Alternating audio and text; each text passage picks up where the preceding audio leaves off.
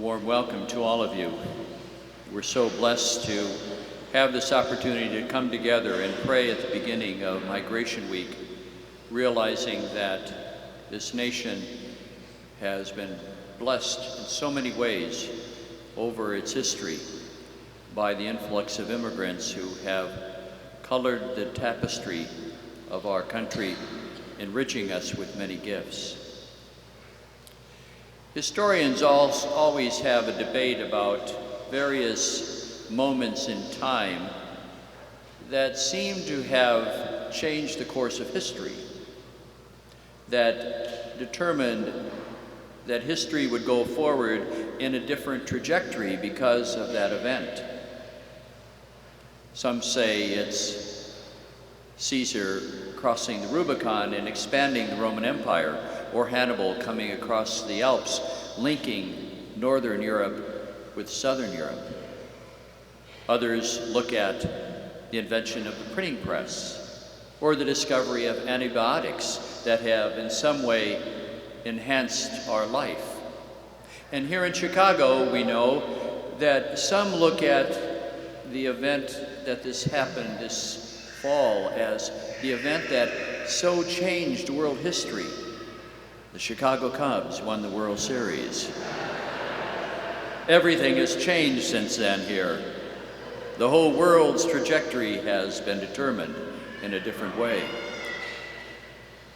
And then, of course, there's the birth of this child Jesus in the stable in Bethlehem. Think of how the world has changed because of that birth, the birth that we celebrate in these days. And yet it would be a mistake and misleading to equate the birth of Jesus with all of those other earth-shattering events, those life-changing and course history-bending events. Because what happened when Jesus was born is not that it just ended with that moment in Bethlehem's stable, but rather because he is risen from the dead, Jesus continues to be active, working in our midst. It's like any other event in history. Those events maybe started a new pattern forward, but with Jesus, he continues to act in our midst. And that totally revolutionizes how we interact with God, how we look at God. God is not the one we call upon when we have shortcomings, when our human frailties don't measure up and we're not able to solve our problems by ourselves, and so we call on God to be the God of the gaps. No, it's the other way around. We're a people who believe that Christ is the one who's the Lord of history. He not only came in time, but he changed the sense of time because he's always active. And our response to him is to be attentive to where he's leading us, to have an openness and a vision, to see like the Magi did, the stars in the heaven, the light where he's leading us forward in this time and age. And today, on this Feast of the Epiphany, as we gather to pray for migration and work and pledge and advocate for laws that protect the migrant and the immigrant, we are a people who come together to hear how the Magi have so much to teach us. Notice what they do. They first of all follow the light in the heavens. The sky is dark. The environment is dark around them. There's uncertainty. And yet they're led, not out of fear of the darkness, but by the brightness of the light. It's quite revealing to me that when they went to meet with Herod, Herod never asked them, "Where is that star? Let me follow that star too." Instead, he responded in fear. Isn't that a message for us today? When so many want to make us afraid of diversity, of the migrant, of the immigrant who's looking for a better life? Can we not say, let's see where Christ is leading us. Let's not be afraid of one another, but rather move in a direction in which together we allow God's own providence to unfold, because we have seen it unfold in the past. It's a time to remind our nation that we have been enriched by following the light of diversity, openness to the stranger. And then we see these magi coming into the home of Mary and Joseph. You can imagine what the sight was like. Here they come, dressed in very strange outfits, and in modern ways we depict them coming in on camels. Camels are very strange animals if you've ever seen one up close. Somebody once said a camel is an animal put together by a committee. No one person would ever think of organizing an animal that way. And yet, despite their differences, and maybe because of it, they are welcomed. And what happens? They enrich the lives of the Holy Family. They share their gifts with them. That was on full display as we saw the entrance of people donned in their native apparel and costumes.